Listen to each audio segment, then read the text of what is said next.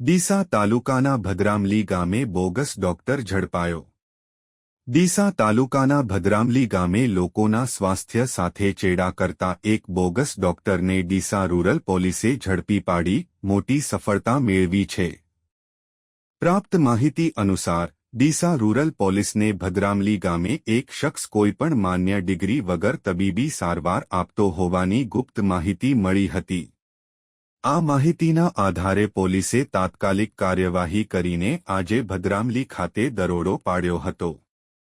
Police તપાસ દરમિયાન આરિફભાઈ દાઉદભાઈ મીર નામનો શખ્સ કોઈપણ માન્ય તબીબી ડિગ્રી વગર લોકોની સારવાર કરતો મળી આવ્યો હતો। પોલીસે તેને સ્થળ પરથી જ ઝડપી પાડ્યો હતો। દરોડા દરમિયાન પોલીસને બોગસ ડોક્ટર પાસેથી નકલી દવાઓ, ફેક પ્રેસ્ક્રિપ્શન પેડ અને અન્ય વહીવટી દસ્તાવેજો પણ મળી આવ્યા હતા, જે તમામ જપ્ત કરવામાં આવ્યા છે।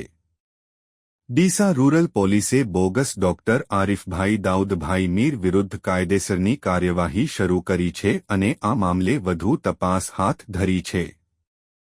ડીસા રૂરલ પોલીસની આ પ્રશંસનીય કામગીરી બદલ સ્થાનિક લોકોએ સંતોષ વ્યક્ત કર્યો છે અને આવા તત્વો સામે કડક કાર્યવાહી કરવાની માંગ પણ કરી છે। આ કાર્યવાહીથી બોગસ ડોક્ટરોમાં ફફડાટ વ્યાપી ગયો છે। અહેવાલ રિપોર્ટ ભરત ઠક્કર, ડીસા, બનાસકાંઠા।